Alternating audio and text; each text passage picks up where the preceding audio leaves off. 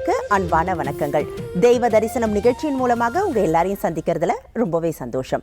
ஒவ்வொரு கோயிலுக்கும் ஒரு தல வரலாறு உண்டு, ஒரு புராண கதை உண்டு.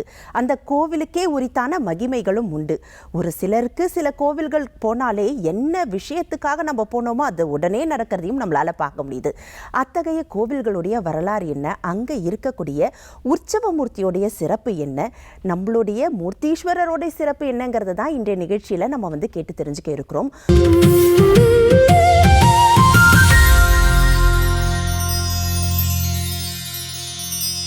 கணபதி அப்படின்னு சொன்னாலே வெவ்வேறு விதமான கணபதிகள் நம்மளுடைய தமிழகத்துல எல்லா இடங்களையும் நம்மளால பார்க்க முடியுது. கணபதி இல்லாத ஒரு கோவிலை நம்மளால பார்க்கவே முடியாது. ஆனா ஆசியாவிலேயே மிகப்பெரிய ஒரு கணபதி கோயில் நம்மளுடைய தமிழகத்துல இருக்கு. அந்த கோயிலுடைய பேர் தான் உச்சிஷ்ட கணபதி கோவில். இங்க இருக்கக்கூடிய இந்த மூர்த்தியோட சிறப்பு என்ன, இந்த தலத்துடைய வரலாறு என்ன, எந்த இடத்துல அமைஞ்சிருக்கு, எப்படி வழிபாடு செய்யலாம் அப்படிங்கிற முறைகள் குறித்தும் நாம இன்றைய நிகழ்ச்சியின் மூலமா கேட்டு தெரிஞ்சுக்கிறோம்.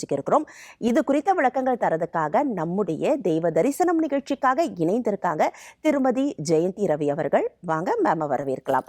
வணக்கம்மா.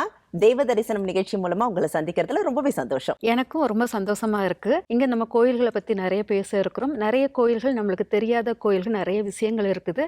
சில கோயில்கள் ரொம்ப பழமையான கோயில்களும் அதோடைய வரலாறுகள், அது எதனால் நம்ம இன்னும் கும்பிடாம அதோடைய காலம் தளர்த்தி போய்கிட்டே இருக்குதுங்கிறது நமக்கு தெரியாத விஷயத்தை இந்த புதியுக சேனல் மூலமாக நம்ம நிறைய விஷயங்கள் வெளியே வர்றது மனசுக்கு ரொம்ப மகிழ்ச்சியாக இருக்கிறது அப்படிங்கலாம். எங்களுக்கு ரொம்ப சந்தோஷமா இருக்குமா. ஏன்னா இன்றைக்கு முதல் நாள் உங்களோட சந்திக்கும் போதே உச்சிஷ்ட கணபதி கோவில் ஆசியாவிலே மிகப்பெரிய ஒரு கோவில். இன்னும் சொல்ல போனா பல பேருக்கு இந்த கோவில் தெரியாது அப்படின்னே சொல்லலாம். உச்சிஷ்ட கணபதியை தெரிஞ்சிருக்கும், ஆனா உச்சிஷ்ட கணபதிக்குனே ஒரு தனி கோவில் இருக்கு. அதுவும் மிகப்பெரிய கோயில், பிரம்மாண்டமான ஒரு கோயில் இருக்குங்கிறதே பல பேருக்கு தெரியாது. முதல்ல இந்த கோவில் எங்க இருக்கு சொல்லுங்கம்மா. அங்க வழிபடக்கூடிய இந்த உச்சிஷ்ட கணபதிக்கு இருக்கக்கூடிய வரலாறு என்னங்கிறதையும் நம்ம நேயர்களுக்காக சொல்லுங்க. உச்சிஷ்ட கணபதி கோயில் திருநெல்வேலியில மணிமூர்த்தீஸ்வரர் கிராமத்துல இருக்குது. அந்த கோயில் ரொம்ப ரொம்ப அற்புதமான கோயில். கணபதி அந்த ரூபத்துல யாருமே பார்த்திருக்க மாட்டாங்க. அவ்வளோ அழகான ரூபத்தில் யாரும் கணபதிக்கு திருமணம் ஆகலை அப்படிங்கிற மட்டும்தான் நம்மளுக்கு தெரியும். அவர் திருமண கோலத்தில் அங்க கணபதி உட்கார்ந்து இருப்பது மிக சிறப்பான ஒரு காட்சியாக இருக்கும். அதே மாதிரி கணபதி மணிமூர்த்தீஸ்வரர் தாமிரபரணி நதிக்கரை ஓரத்தில் ஈசானிய மூலையில் அமைந்திருப்பார் அப்படிங்கிறது. இது 900 ஆண்டு வருடத்துக்கு முன்பே உள்ளது. அதாவது ஒரு 1000 வருஷத்துக்கு முன்னால உள்ள பழமையான கோயில் அப்படிங்கலாம். இது பார்த்தீங்கன்னா ரொம்ப தாந்திரிக வழியில் உள்ள வழிபாடுக்குரிய தலமாக இருக்குது. தாந்திரிகம் மாந்திரிகங்களை சொல்லுவாங்க இல்லையா, அது தாந்திரிக வழிக்குள்ளது அப்படிங்கிறத எடுத்துக்கலாம். இதோடைய பூஜைகள் இரவு நேர பூஜைகள் ரொம்ப பிரசித்தி பெற்றது. அது அந்த காலத்துல இரவு நேர பூஜைகளாக இருந்தது. இப்போ அந்த இரவு நேர பூஜைகளை தவிர்த்துட்டாங்க. ஏன்னா அங்க சுடுகாட்டுக்கு மிக அருகில் இருக்கிறதுனால அந்த இரவு நேர பூஜைகள் கொஞ்சம் அவங்களுக்கு முந்தி இருந்த மனிதர்கள் ரொம்ப தைரியம் இதெல்லாம் இருந்தாங்க. இப்போ அந்த இரவு நேர பூஜைக்கு அந்த தைரியம் இல்லாதனால நைட்டு ஒரு 8-9 மணிக்குள்ள பூஜைகள் முடிஞ்சிடும். அதனால அந்த கணபதி ரொம்ப பவர்ஃபுல்லான, நம்மளுடைய நிறைய குறைகளை தீர்க்கக்கூடியது. போன அந்த நேரத்திலேயே நம்ம என்ன குறைகள் கேட்குறோமோ அதுக்கு உடனே நிவர்த்தி கிடைக்கக்கூடிய மிக அற்புத சக்தி வாய்ந்த கோயில் அப்படிங்கலாம். உச்சிஷ்ட கணபதி அப்படின்னு சொன்னாலே உருவமும் மாறுபடும். அங்க நீங்களே சொல்லிட்டீங்க, மனைவியோட காட்சி தருவார் அப்படின்னு சொல்லிட்டு. எல்லாருக்கும் சித்தி புத்தி அப்படின்ட்டு 2 மனைவிகள் விநாயகருக்கு இருக்கிறதா வரலாறுகள் கூறுது. ஆனா இங்க ஒருத்தர் தானமா இருப்பாங்க. இந்த அம்மனுடைய பெயர் என்ன, இங்க அவங்களுக்கு இருக்கக்கூடிய விசேஷம் என்ன? இந்த அம்மன் பெயர் நீலாதேவி அப்படிம்பாங்க. இந்த நீலாதேவி பிரம்மாவுடைய மகளாக பாவிப்பாங்க. இந்த நீலாதேவி ரொம்ப நம்மளுடைய உச்சிஷ்ட கணபதியுடைய இடது தொடையில் அமர்ந்திருப்பாங்க அப்படிங்கிறது. இந்த நீலாதேவி எதுக்கு உருவானாங்க, ஏன் அந்த நீலாதேவி உருவாகி உச்சிஷ்ட கணபதி நீலாதேவியை அரவணைத்தபடியாக ஒரு காட்சி கொடுக்குற மாதிரி இருக்கும். இதோடைய முக்கியமான இது வரலாறு ரொம்ப விசித்திரமாக இருக்கும் அப்படிங்கிறது எடுத்துக்கலாம். எப்பவுமே நம்ம அரக்கர்களை கொள்ளுதல் அப்படிங்கிறது விதவிதமான ஒரு இது இருக்கும். ஒன்று போரில் கொள்வாங்க, இல்லாட்டி ஏதாச்சும் உருவம் எடுத்து கொள்வாங்க, அந்த மாதிரி இருக்கும். ஆனால் இங்கே உள்ள வித்யாதரன் அப்படிங்கிற ஒரு அரக்கனை நம்ம கொள்வது அந்த மாதிரிலாம் இருக்காது. ஏன்னா அந்த வித்யாதரன் வந்து வரம் கேட்டதே என்னன்னா, மனிதர்களுக்கோ மிருகங்கள் உருவத்திலேயோ என்னை வந்து அழிக்க யாரும் வரக்கூடாது அப்படிங்கிற வரம் கேட்டிருப்பார். அந்த வரத்தினுடைய விளைவாக அந்த உச்சிஷ்ட கணபதியுடைய உருவாக்கம் நம்மளுக்கு தொடங்கி இருக்குது அப்படிங்கலாம். மனிதனும் வரக்கூடாது, மிருகமும் வரக்கூடாது. அப்ப எந்த ரூபத்தில் அவரை கொள்ளலாம்? அந்த வித்யாதரன் அப்படிங்கும்போது தேவர்கள் எல்லாரையுமே படாத பாடு படுத்திக்கிட்டு இருந்தாரு அப்படிங்கிறது இருந்தது. ரொம்ப அவனுடைய அட்டகாசம் தாங்க முடியலங்கும்போது அப்பதான் பிரம்மா கிட்ட போயிருக்காங்க. அந்த மாதிரி பேசும்போது பிரம்மா அது தன்னுடைய மகள் நீலாதேவியை உருவாக்கி இருக்காங்க. அங்க உச்சிஷ்ட கணபதியினுடைய உருவாக்கமும் அதுல உருவாயிருக்கு. இந்த உச்சிஷ்ட கணபதிக்கு நீலாதேவிக்கும் நவமி திதியில் கல்யாணம் நடந்தது. கல்யாணம் நடந்து தன்னுடைய இடது தொடையில் அந்த உச்சிஷ்ட கணபதி நீலாதேவியை அருகில் வைத்திருப்பார். அதை தன்னை இருக்கை அணைத்து வைத்திருப்பது போல் வைத்திருப்பார். இந்த உச்சிஷ்ட கணபதிக்கு சூரியனுடைய அம்சம், சூரியனுடைய முழுமையான சப்போர்ட் இருக்கும். அதனால தான் இந்த உச்சிஷ்ட கணபதி கோயிலில் சித்திரை மாதத்தில் நம்மளுக்கு வந்து சூரிய ஒளி வந்து 3 நாள் 1 2 அது 3 நாளும் சித்திரை மாதம் தொடங்கி 3ஆம் தேதி வரைக்கும் சூரிய ஒளி நேரடியாக அந்த உச்சிஷ்ட கணபதி மேலே விழும். ஏன்னால் அவங்க வந்து உச்சிஷ்ட கணபதி வந்து அந்த அரக்கனை அழிக்கும் போது சூரியனுடைய பிரகாசமான அவ்வளவு 1000 சூரிய ஒளிகளை பிரகாசமாக பொருத்தியது போல் கணபதியினுடன் சேர்ந்து சூரிய வெளிச்சம் படும்போது அங்கு சக்தியின் உருவாக்கம், அரக்க குணங்கள் எல்லாம் அழியப்படுகிறது அப்படிங்கிறது முக்கியமானது. இந்த வித்யாதரன் அப்படிங்கிற ஒரு அரக்கன் அழிகிறது என்னன்னா, ஒரு அறிவு மிகுதியால் உருவாக்கப்பட்ட நம்ம இந்த பூமி பசுமையான நீலாதேவிங்கிறது கிரீன் தாரா அப்படிங்கிற தன்மை உடையவர். கிரீன் தாராங்கிறது வந்து ஒரு வளர்ச்சியை குடிப்பதாக இருக்கும். இந்த வளர்ச்சியான அந்த பசுமையான அந்த கிரீன் தாராவை வந்து நம்ம அறிவின் தாக்கத்தில் நம்ம நிறைய படிச்சிருக்கோம், நிறைய விஷயங்களை கிரியேட் பண்ணிக்கிட்டே இருக்கோம். அணுகுண்டுகளிலிருந்து புதிய விஷயங்களை வந்து நம்ம உருவாக்கும் போது பழைய விஷயங்கள், இயற்கை சார்ந்த விஷயங்கள் அழிக்கப்படுகிறது அப்படிங்கிறது இருக்குது. அதை தடுக்க ஒரு முக்கியமான கணபதியாக நம்மளுக்கு இந்த உச்சிஷ்ட கணபதி எடுத்துக்கலாம். இவள் வந்து கிரீன் தாரா வந்து இயற்கை அன்னையாக, நீலாதேவியாக, தமிழ் கடவுளாக நீலாதேவியாகவும் கிரீன் தாராவாகவும் நம்ம வந்து அவளை பாவிக்கிறோம். நீலாதேவி வந்து அறிவின் மிகுதியால் வரக்கூடிய அழிவுகளை அவர் தும்பிக்கையால் நீலாதேவியை வந்து அடக்கிற மாதிரி ஒரு இதுதான் அங்கே வந்து அந்த கணபதி கிட்ட இருக்கும்.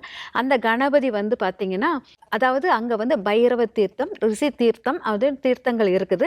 இந்த தீர்த்தங்கள் வந்து ஸ்வர்ணாகிருஷ்ண பைரவரும் இருப்பார். இந்த ஸ்வர்ணாகிருஷ்ண பைரவர் அப்புறம் சூரிய சந்திரன் 2 பேரும் இருப்பாங்க. அதுக்கு பிறகு 16 கணபதி உருவங்கள் இருக்கும். அந்த 16 கணபதி உருவங்களிலும் 16 கணபதியுடைய மந்திரங்களும் இருக்கும். அதுக்கப்புறம் பார்த்தீங்கன்னா கன்னி கணபதின்னு சொல்லிட்டு ஒரு கணபதி இருப்பாங்க.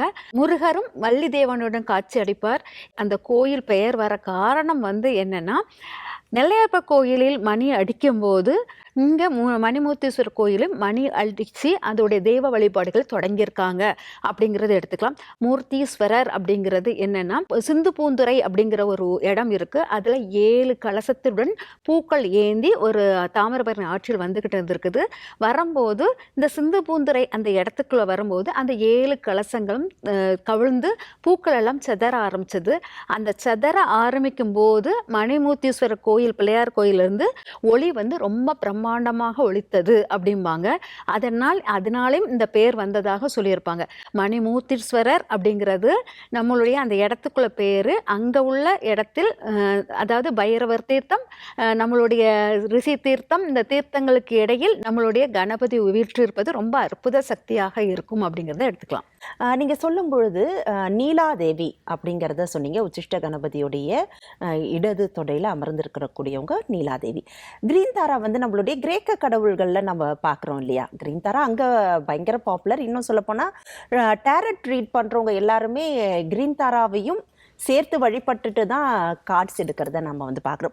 ஒரு குறிப்பிட்ட சிலருக்கு வந்து வெவ்வேறு தெய்வங்கள் இருக்குது. ஒரு குறிப்பிட்ட டேரட்டில் நம்பிக்கை இருக்கிறவங்க கிரீன் தாராவை வழிபட்டு தான் எடுக்கிறாங்க. ஒரு கிரேக்க பின்னணியில் இருக்கக்கூடிய ஒரு தெய்வத்துக்கும் நம்மளுடைய இந்து மத பின்னணியில் இருக்கக்கூடிய ஒரு தெய்வத்துக்கும் உண்டான தொடர்பை நீங்கள் எப்படி பார்க்குறீங்க? இல்லை எல்லா இடங்களையும் வழிபட்ட ஒரு மதம் இந்து மதம் அப்படிங்கிற மாதிரியான ஒரு கூற்றுக்குள்ளே நம்ம போகலாமா? ஆக்சுவலாக என்னென்னா, நான் டேரட் ரீடிங் தான். எனக்கு டேரட் வந்து நான் ரீட் பண்ணும்போது தான் எனக்கு கிரீன் தாரா நான் கிரீன் தாராவை தான் உச்சிஷ்ட கணபதி தொடறதுக்கு முன்னாடி கிரீன் தாரா உபதேசம் தான் நான் எடுத்துக்கிட்டு இருந்தேன். அவளை தான் ரொம்ப ஃபுல்லாக உள்வாங்கி கொண்டு இருக்கும்போது தான் அவளை பின்தொடர்ந்து அப்புறம் தான் உச்சிஷ்ட கணபதியுடைய எனக்கு இது கிடச்சிது. அதனால் கிரீன் தாராங்கிறது வந்து கிரேக்க நாட்டு பெண்மணி தான். ஆனால் நம்மளுடைய இதுலேருந்து தான் அங்கே கிரேக்க நாட்டுக்கு போயிருக்கும். நிறைய குறியீடுகள், நிறைய வந்து சிம்பிள் பார்த்திங்கன்னா, கிரேக்க நாட்டில் உள்ள சிம்பிள்கள் எல்லாமே பார்த்திங்கன்னா தமிழ்நாட்டினுடைய சிம்பிள்கள் நிறைந்து நிறைய அந்த குறியீடுகளெல்லாம் நம்மளுக்கு சிற்பத்தில் இருந்து இருந்திருக்குது. அது உண்மையானது. இப்போ உள்ள நம்ம லக்ஷ்மி வழிபாடு பண்ணக்கூடிய இது கூட, நான் லக்ஷ்மியை பற்றி ஆய்வு பண்ணும்போது கூட இந்த லக்ஷ்மியை பற்றின விஷயங்கள் அதே மாதிரி அவங்களும் அதே மாதிரி மகாலட்சுமியை அதே மயில் இருக்கும், தவளை உட்கார்ந்து இருக்கும், அப்புறம் அன்னப்பறவைகள் இருக்கும், இதெல்லாமே ஆந்தை உட்கார்ந்து இருக்கும். இதெல்லாமே நம்மளுடைய லட்சுமிக்கு வந்து இருக்கக்கூடிய, நம்ம லட்சுமிக்கு பின்னால் வைக்கக்கூடிய நம்மளுடைய சிம்பிள்ஸாக வச்சுருப்போம். அதே இதை தான் நம்மளுடைய கிரேக்க நாட்டிலும் அந்த சிம்பிள்ஸோடன் லட்சுமி வந்து உருவாக்கப்படுத்தியிருக்காங்க. அதனால் இங்கிருந்து போனது, இங்கே குமரிகண்டம் அழியும் போது இங்கிருந்து மீண்டு போனவர்கள் எல்லா இடத்திலும் ஸ்ப்ரெட் ஆகும்போது அதிகமாக கிரேக்க நாட்டில் நம்மளுடைய சிம்பிள்கள், நான் டாரட்டில் வந்து பயன்படுத்தக்கூடிய ஒவ்வொரு அட்டைகளுக்குள்ள படங்களும் நம்மளுடைய முருகர், பழனி முருகர் உட்கார்ந்துருப்பாங்க, சரஸ்வதி தேவி உட்கார்ந்துருப்பாங்க, மீனாட்சி அம்மையார் உட்கார்ந்துருக்காங்க. எல்லா தேவிகளும் அவங்களுடைய உருவத்துக்குரியதில் நம்மளுடைய பிம்பங்கள் வந்து, அதாவது அவங்க உருவத்தில் நம்மளுடைய குறியீடுகள் எல்லாம் அவங்க பொருத்தப்பட்டு இருக்கும். அதை வைத்து நாங்கள் வந்து எடுத்திருப்போம். அதனால் டாரட் ரீடிங்கில் என்னுடைய உபவாசமாக கிரீன் தாரா, அவள் நீலாதேவியாக இங்கே தமிழ்நாட்டில் இருக்கிறதுனால நீலாதேவி நம்மளுடைய உச்சிஷ்ட கணபதியுடன் தொடர்பு படுத்துவதனால் இது வந்து ஒன்னோடு ஒன்று அப்படி தொடர்பு, செயின் தொடர்பு மாதிரி வரும். அதனால் இங்கேருந்து போனது தான் அங்கே நம்மளுடைய கிரீன் தாரா. நிச்சயமாவே ரொம்ப பெருமையா இருக்குமா கேட்கறதுக்கே. ஏன்னா நம்மளுடைய தெய்வங்கள் வெவ்வேறு விதமா வெவ்வேறு நாடுகள்ல ஒரு வழிபாட்டு முறையில இருக்கு அப்படின்னு கேட்கறதுக்கே எவ்வளவு சந்தோஷமா இருக்கு பாருங்களேன். ஆக மொத்தம் உலகத்திற்கே வந்து கடவுள் நம்பிக்கையை வந்து விதைச்சது நம்மளுடைய மதம் தான் அப்படிங்கிறதுல பயங்கர சந்தோஷமாவும் இருக்கு, பெருமையாகவும் இருக்கு. இப்போ உச்சிஷ்ட கணபதி கோவிலுடைய வரலாறுலாம் சொன்னீங்க. அங்க வழிபாடு முறைகள்னு இருக்கும் இல்லையா? ஏன்னா கணவன் மனைவி சமேதராய் அப்படிங்கிறது வந்து ஒரு சில கோவில்கள்ல தான் வந்து இருப்பாங்க தெய்வங்கள். அங்க இருக்கக்கூடிய மூர்த்திகள் வந்து சமேதராய் இருக்கிறது சில கோவில்கள்ல. அந்த கோவில்களுக்கு போகும்பொழுது கட்டாயமா வந்து கணவன் மனைவிக்குள்ள இருக்கக்கூடிய பிரச்சனைகள் தீரும்னு சொல்லப்படுறது உண்டு. இது உண்மைதானா? இங்க நம்மளுடைய உச்சிஷ்ட கணபதியுடைய கோவிலுக்கு வரவங்க என்ன பிரார்த்தனைகளோட வரலாம்? என்ன வழிபாடுகள் இங்க இருக்கு? பிரார்த்தனை, இதுக்கு ஒரு சின்ன ஒரு புராண கதையை சொல்லிட்டு நான் தொடங்கலை. அது வந்து என்னன்னா, குபேரன் நம்மளுக்கு எல்லாருக்கும் தெரியும்.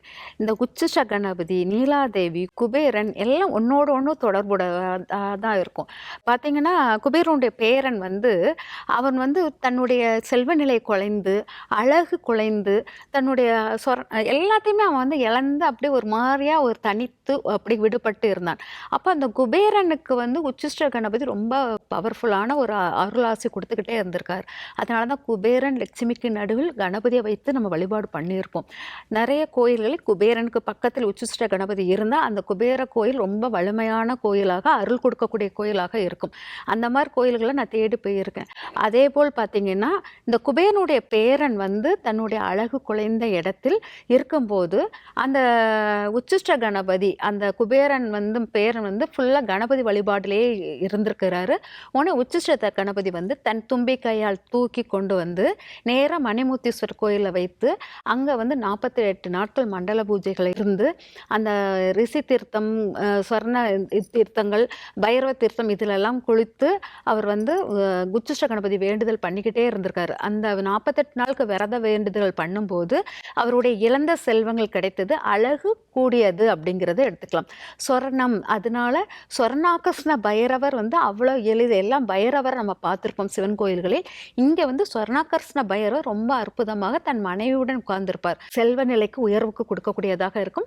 அது மட்டும் இல்லை, ஒரு கணவன் மனைவி உறவில் அங்கே வந்து ஒரு செல்வ நிலை உயர வைக்க முடியும் அப்படிங்கிறதையும் இந்த உச்சிஷ்ட கணபதியும் ஸ்வர்ணாகர்ஷ்ண பைரவரும் நம்மளுக்கு எடுத்துக்காட்டாக அந்த இடத்துல உட்கார்ந்துருப்பாங்க. அதை வந்து இந்த 48 நாட்கள் மண்டல பூஜை இந்த பண்ணி அவர் வந்து யார், குபேரனுடைய பேரன் வந்து மண்டல பூஜை பண்ணி தன்னுடைய அழகை வந்து மீட்டெடுத்து தன் செல்வத்தையும் பெற்று அவன் நாட்டுக்கு திரும்பி சென்றான்னு இருக்கும். இந்த உச்சிஷ்ட கணபதி வழிபாடு பண்ணும்போது என்னுடைய தோற்ற பொழிவுகள் எல்லாமே எல்லாமே மாறியது. அவருக்கு வந்து எந்த தீட்டும் கிடையாது. நீங்க ஐயோ குளிச்சுட்டு பண்ணணுமா, நைட்டு தூங்கும்போது பண்ணலாமா, அப்படி சொல்லிட்டு அப்படிலாம் இல்லை. எங்க மனம் தோன்றுகிறதோ அங்கே அவருடைய மந்திரங்களை உச்சாடம் பண்ணலாம். ஓம் உச்சுஷ்ட கணபதியை போற்றிங்கிற மந்திரம் மிக சக்தி வாய்ந்தது.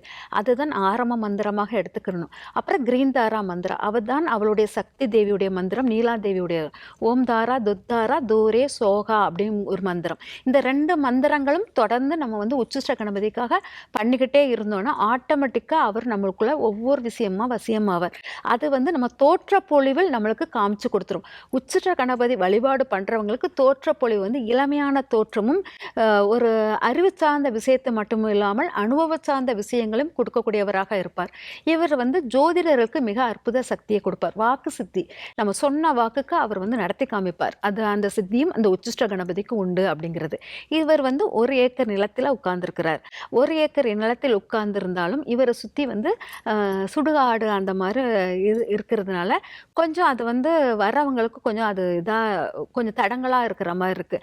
ஆக்சுவலாக என்னென்னா அவர் வந்து மாந்திரிகம் 8ஆம் இடத்தை வேலை பார்க்கறதுனால இந்த 8ஆம் அதிபதி, அதாவது 32 கணபதிகளில் 8ஆம் கணபதியாக இருப்பதுனா அஷ்டமா சித்திகளுக்கும் உட்பட்டவர் அப்படிங்கிறத எடுத்துக்கலாம். எச்சனிகள் அனைத்தும் அவருள் அடக்கும் அப்படிங்கிறத எடுத்துக்கலாம். அதனால இவருக்கு இந்த சுடுகாடு ஒரு இதாக இருக்காது, ஒரு தடையாக இருக்காது. ஏன்னா அதனுள் இருந்து வெளியே வரக்கூடியவர் தான் உச்சிஷ்ட கணபதி. அதாவது தன்னுடைய தேவியுடன் உட்காரும்போது 1000 சூரிய ஒளியுடன் அப்படி பிரம்மாண்டமாக காட்சி கொடுக்கும்போது அரக்கன் வந்து உள்ளுக்கு வரான். தன்னாக்கே தானே கடித்து அவன் துண்டாகி உயிர் துடித்து செத்தான். அப்படி அந்த ஒளியின் எஃபெக்டை தாங்க முடியாம இங்கே கத்தியோ எதுவுமே போரிட்டதோ எதுவுமே இல்லை, அவனே தன்னை அழித்தது போல் அழித்து கொண்டான் அப்படிங்கிறது. இதுதான் இந்த வித்யாகர்தான் தான் நம்மளுடைய படிப்பினுடைய இது. நம்ம படிப்பு மட்டும் வந்து இந்த உலகத்தை ஆளாது, அனுபவங்கள் நம்ம மூதாதையர்கள் சொன்ன வார்த்தைகளையும் சேர்த்து நம்ம வந்து ஒரு விஷயத்தை செய்யும்போது தான், வெறும் படிப்பை வைத்து செய்யும்போது இந்த உலக அழிவுக்குள் போகிறது அப்படிங்கிறது. நம்ம அறிவு மிகுதியால் நம்ம உலகத்தை அழிச்சுக்கிட்டே இருக்கும். அதை தடுக்கும் விதமாக உச்சிஷ்ட கணபதி தோன்றியதாக எண்ணம் தோன்றியது. ஏன்னா படிப்புங்கிறது ஆக்கப்பூர்வமான ஒரு சக்தி. ஆனால் அதுவே வந்து அதிகமாகும் போது தலைக்கு மிஞ்சின சில பேரை நம்ம வந்து பார்க்குறோம். அது எது அதிகமானாலும் அது ஆபத்தை ஏற்படுத்தும். அந்த ஆபத்தை தடுக்கிறதுக்கு உருவானவர் உச்சிஷ்ட கணபதியும் நீலாதேவியும் அப்படிங்கிறத அழகாக சொன்னீங்க. அனுபவம் மிக முக்கியமான ஒரு விஷயங்கிறதையும் அற்புதமாக நம்ம நேயர்களுக்காக சொல்லியிருக்கீங்க. பேசிட்டு இருக்கும்போது ஒரு விஷயம் சொன்னீங்க, தாந்திரிகத்துக்கு இந்த கணபதியை வந்து வழிபாடு செய்வாங்க. பெரும்பாலும் தாந்திரிகம் அப்படின்னா உக்கிர தெய்வங்களுடைய வழிபாடு தான் இருக்கும் இல்லையா? ஏன்னா அவங்க தான் கேட்ட மாதிரி உடனே கொடுப்பாங்க. தன்னுடைய பக்தன் வந்து கஷ்டப்படுறத பார்க்க மாட்டாங்கன்னு. ஆனால் சாத்வீக கடவுள் தானே விநாயகர். அவர் எப்படி தாந்திரிகத்துக்கு வந்து இந்த ஸ்தலத்தில் இருந்து அருள் புரிகிறாரு? சாத்வீக கடவுள் தான். ஆனால் இந்த கடவுளுக்கு வந்து கணவன் மனை உறவு வந்து கிடையாது இல்லையா? கணபதினால கணவன். இங்கே வந்து கணவன் மனை உறவில் ஏற்படும் சக்தி வந்து அவ்வளோ பவர்ஃபுல். அதை வந்து இரவு நேரத்தில் அந்த பூஜையாக எடுத்து பண்ணுவது. அப்போ இது ஒரு வித தாந்திரிகம். இது வந்து வெளியே சொல்லாத ரகசியமான விஷயம். இது வந்து இந்த உச்சிஷ்ட கணபதி வந்து நான் தொட்டதுலேருந்து எல்லார்ட்டையுமே அது சொல்லிக்கிட்டு இது வெளியே வரணும். இது வந்து அவ்வளவு அற்புதமான சக்தியானது. அந்த காலத்து ராஜாக்கள் எல்லாருமே மறைமுகமாக வைத்து வழிபாடு பண்ணியிருக்காங்க. நீங்கள் கொஸ்டின் ஒரு கேட்டீங்க, வழிபாடு முறைகள் எப்படி அப்படின்னு கேட்டீங்க. அந்த வழிபாடு முறைகள் இரவு நேர வழிபாடு முறைகள், இந்த மாதிரி வழிபாடு முறைகள் கணவன் மனை உறவில் உச்சிஷ்ட கணபதியை நினைச்சுக்கிட்டு இருந்தாலே அங்கே வந்து தீட்டே கிடையாது. அதனால தான் சொன்னேன், உச்சிஷ்ட கணபதிக்கு தீட்டு கிடையாது. அதனால் நம்மளுக்கு இந்த தீட்டு கிடையாது. அதனால இதை வந்து எளிதாக நீங்கள் வழிபாடு பண்ணலாம். ஆனால் இங்கே வந்து பொய்யோ மற்றவங்களுடைய சாபங்களையோ வாங்கினால் அந்த உச்சிஷ்ட கணபதி அந்த இடத்துல இருக்க மாட்டாங்க. நேர்மையான வழியில் நேர்மையாக ஒரு வழிபாடு முறைகளை நீங்கள் எடுத்துகிட்டு வந்தீங்கன்னா தான் இந்த கணபதியை நீங்கள் சக்ஸஸாக அடைய முடியும். அதனால் தாந்திரிகம்ங்கிறது காளி ஒரு பக்கமாக இருந்தாலும், பிரித்திங்கா தேவி ஒரு பக்கமாக இருந்தாலும் எல்லாத்தையும் தன்னுக்குள் அடக்கியவர் உச்சிஷ்ட கணபதியாக இருப்பார். அவர் பிரித்திங்கா தேவியும் காளியையும் தன்னுள் வைத்திருப்பது போல இருப்பார். அதனால தான் அந்த கணபதி வந்து தாந்திரிக வழிபாடுகளுக்கு இரவு நேர பூஜைக்கு எடுத்துக்குவோம். இதில் வழிபாடில் வந்து ஊமத்தம் பூவை வந்து நான் ரொம்ப ஸ்பெஷலாக எடுப்பேன். நீலோத்தாமரை அப்படிமோ அந்த தாமரை வந்து ரொம்ப முக்கியமானதாக இருக்கும். அப்புறம் ஊமத்தங்காய் அதை எடுத்துக்குவேன். ஊமத்தங்காயில் சுற்றி போட்டு முதல்ல வெளியில் போட்டு உடைச்சிட்டு அதுக்கப்புறம் அந்த ஊமத்தங்காயில் நைட்டு விளக்கேற்றுறதும். ஊமத்தங்காயில் வந்து விளக்கேற்றுறதுன்னா ஊமத்தங்காயில் விளக்கேற்ற மாட்டோம். ஒரு வேப்ப மர குச்சியில் நல்ல ஒரு காட்டன் துணியை சுற்றிட்டு அதில் நெய்யை ஊற்றிட்டு அதில் வந்து அந்த ஊமத்தங்காயில் மேலே சொருகி அதை வைத்து உச்சிஷ்ட கணபதிக்கு வழிபாடுகளை எடுத்துக்கொள்வோம். இந்த மாதிரி உச்சிஷ்ட கணபதி வழிபாடு இரவு நேரம் எந்திரம் உண்டு. உச்சிஷ்ட கணபதி எந்திரமும் இருக்குது. அந்த எந்திரத்துக்கு அபிஷேகம் எல்லாம் பண்ணிட்டு அப்புறமா நம்ம அந்த ஊமத்தங்காயோடைய அந்த இது எரிஞ்சுக்கிட்டே இருக்கும்போது கொஞ்சம் கொஞ்சமாக நெய்யை ஊற்றிக்கிட்டே இருக்கணும். அந்த நெய்யில் நம்ம மந்திரங்களை எல்லாம் சொல்லிக்கிட்டே இருந்தீங்கன்னா அது ரொம்ப விசேஷமான பூஜையாக அமையும் அப்படிங்கிறத எடுத்துக்கலாம். ரொம்ப அற்புதமான விளக்கங்கள்மா. ஏன்னா இது வரைக்கும் யாருமே கேள்விப்படாத ஒரு தகவல்கள். நம்ம எப்பவுமே சில கோவில்கள் தெரிஞ்சிருக்கும், ஆனால் தெரியாத தகவல்கள் பலதாக இருக்கும். இன்றைய நிகழ்ச்சியின் மூலமாக உச்சிஷ்ட கணபதி மணிமூர்த்தீஸ்வரர் அந்த இடத்துல இருக்கக்கூடிய உச்சிஷ்ட கணபதியுடைய வரலாறு, கூடவே நீலாதேவியுடைய வரலாறு, எப்படி வழிபாட்டு முறைகள் இருக்கும் அப்படிங்கிறதையும் மிகப்பெரிய ஒரு அற்புதமான தகவல்களோட விளக்கங்களாக நம்ம நேயர்களுக்காக சொல்லியிருக்கீங்க. தேவ தரிசனம் நேயர்கள் சார்பாக ரொம்ப நன்றிம்மா. நன்றிம்மா.